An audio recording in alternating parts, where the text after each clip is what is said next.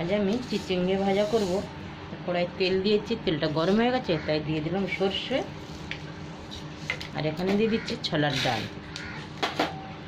দুটো শুকনো তো একসাথে ভালো ভাজা হবে। কটা কারি পাত্তা দিয়ে দিলাম, আমার এখানে শুকনো কারি পাত্তা থাকে বেশি, কাঁচাটা পাই না, তখন শুকনোটা দিয়েই ব্যবহার করতে হয়, রান্না কিন্তু ভালো সেন্ট আসে।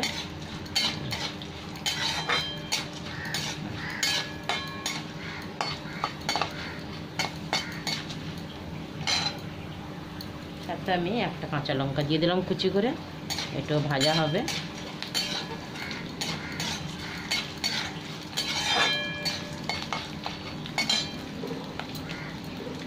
একটা কম হবে তো, তাই আরও দুটো দিয়ে দিলাম।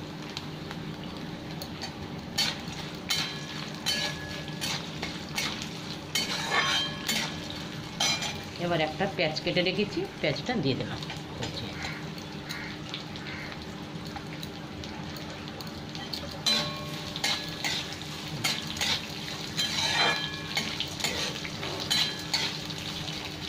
এটা আরও 1-2 মিনিট ভেজে নেব, তারপরে আমি চিচিঙ্গিটা দেবো।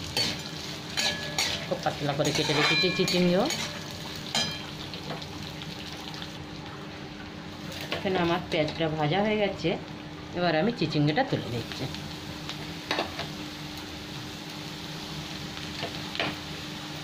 দিয়ে দিলাম অল্প নুন, দিয়ে দিচ্ছি হলুদ, আমি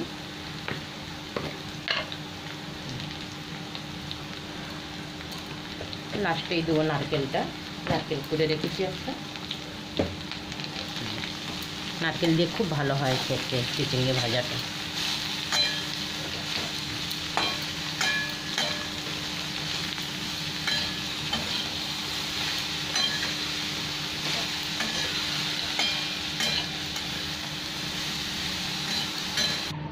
এবার আমি ঢাকাটা খুলে দেখছি, 10 মিনিট তো হয়ে গেছে, গ্যাসটা কমিয়ে দিয়েছিলাম, ভালোই জল ছেড়ে দিয়েছে। এবার এই জলটা শুকিয়ে গেলেই নারকেল গোড়াগুলো দিয়ে দেবো। অনেকটাই জল উঠে গেছে, আর ঢাকা দিতে লাগবে না। এবার এই নাড়তে নাড়তেই পুরো শুকিয়ে যাবে জলটা, আর ভালো ভাজাও হয়ে যাবে। এখানে আমার প্রায় জল শুকিয়ে গেছে, এবার দিয়ে দিচ্ছি চিনি অল্প, মিষ্টি মিষ্টি ভালো লাগে নারকেল করার সাথে।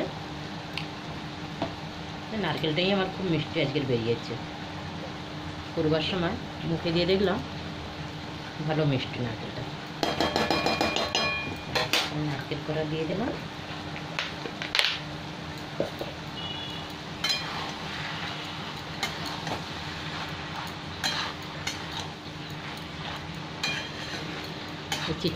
চিংড়ি মাছ দিয়েও খুব ভালো হয়, ছোট ছোট চিংড়ি মাছ এনে,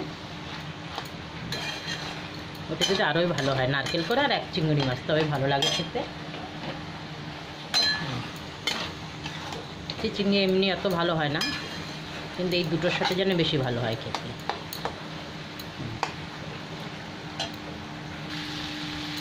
এখানে আমার চিচিঙ্গিটা প্রায় ভাজা হয়ে গেছে, একটু জল শুকিয়ে গেছে, তেলও ছেড়ে দিয়েছে। এবার আমি গ্যাসটা বন্ধ করব, ভালো করে মিক্স করে নিচ্ছি। এখন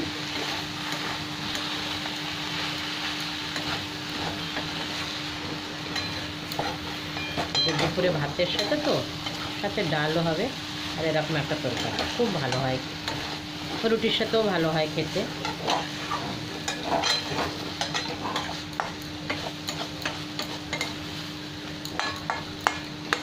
একদম ভাজতে ভাজতে কমেই যায়, চিচিঙ্গে তো জল জিনিস হয় একটু।